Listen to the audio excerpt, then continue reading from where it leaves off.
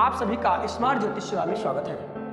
आप देख रहे हैं यहाँ पर लिख दिया है मैंने इंदु लग्न। क्या है इंदु लग्न, क्यों देखते हैं इंदु लग्न? जन्म लग्न, चंद्र लग्न, नवमांश लग्न, इसके अलावा और भी कई लग्न, लेकिन इंदु लग्न के बारे में आपको अभी तक शायद कम ही ज्ञात हुआ हो।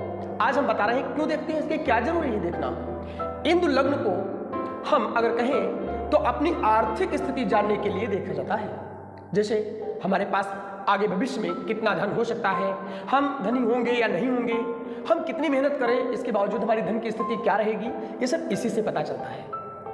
आर्थिक स्थिति को जानने के लिए हम इंदु लग्न को विशेष तौर पर देखते हैं। कैसे देखते हैं इंदु लग्न? तो हम एक साधारण सा सूत्र आपको बता रहे हैं। जैसे मान लीजिए हम एक ये चक्र ले लिए हैं, जन्मांक चक्र कोई भी ले लीजिए, कोई भी, जैसे मैंने तुला लग्न का ले लिया या वृषभ लग्न का ले लिया, तो हम कोई भी, हम चलिए वृषभ लग्न का ही ले लेते हैं। तो यहाँ पर वृषभ लग्न का हम लेते हैं 2, 3, वृषभ का मतलब दूसरी लग्न हम मान करके और इस चक्र को हम पूरा करते हैं। 4, 5, 6, 7, 8, 9, 10, 11, 12 और 1, ये हमारी वृषभ लग्न की कुंडली है।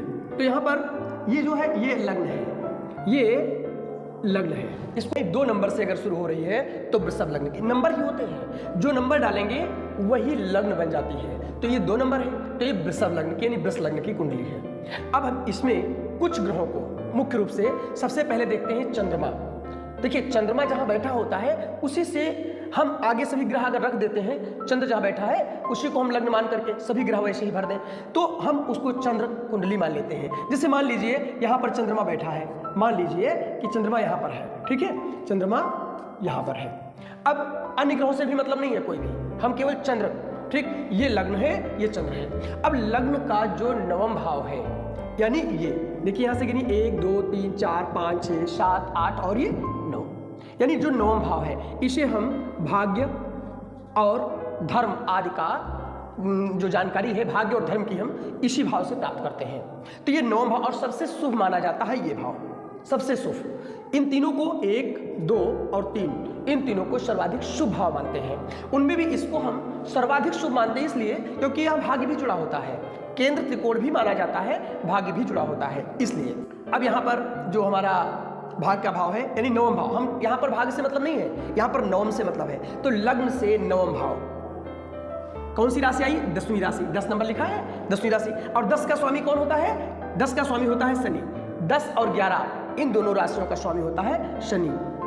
अब शनि जो है इसकी कला कितनी है, ये जो हमने लिख दिया है ये कलाएं हैं। सूर्य की 30 कला, चंद्रमा की 16 कला, गुरु की 10 कला, शुक्र की 12, बुध की 8, शनि की 1, मंगल की 6, हमेशा यही कलाएं रहती हैं इनकी, ये कलाएं होती हैं, याद कर लो।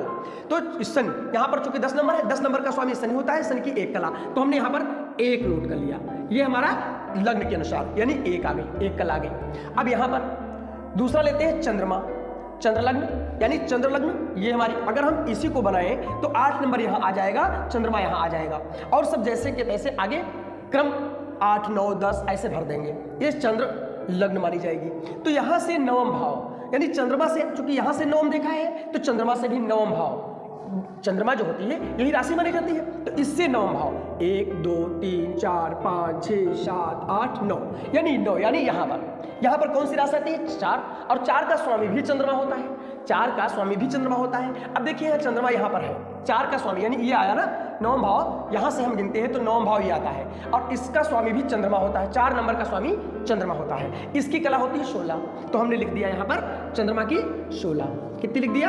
ये 16। तो ये लग्न की हो गई और ये चंद्र लग्न की हो गई, ठीक, नवम भाव है ये।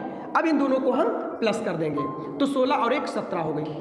अब ध्यान देना ये है कि अगर 12 से ये ज्यादा है तो हम 12 से भाग करेंगे, जैसे 17 ज्यादा है तो हम 12 से 17 को भाग कर देंगे, 12 एकम 12। अब यहाँ पर शेष कितना आया? 7 में 2 गए 5, ये हमारा शेष आया, 5 नंबर हमारा शेष आया।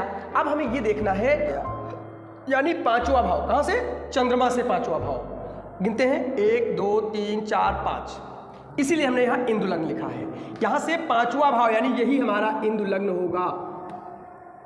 अब यहाँ पर ये हमारा आय स्थान है, यहाँ से पंचम स्थान है, यहाँ से आय स्थान लाभ स्थान है, इसलिए हम इसे शुभ मानेंगे। दूसरी चीज़, ये स्थान आ जाए, ये स्थान आ जाए, ये स्थान आ जाए, तो इन स्थानों को भी अगर यहाँ पर शेष आ जाता है गिनने से, अब जरूरी नहीं कि चंद्रमा यहाँ हो, कहीं भी चंद्रमा हो सकता है, ठीक है, लग्न कोई भी हो सकती है।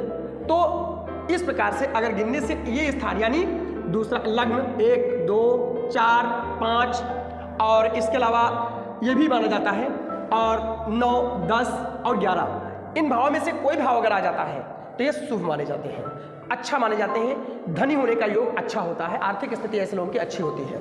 वही 6 8 और 12 अगर इन स्थानों पर आपकी इंदु लग्न आती है तो इन्हें हम शुभ नहीं मानते हैं। तो इंदु लग्न के बारे में आप समझ गए होंगे। आज इतना ही, आते हैं अगली कुंडली लेकर के। कुंडली आपको यहाँ पर हम विश्लेषण करके समझाते हैं कैसे देखते हैं कुंडली। नमस्कार।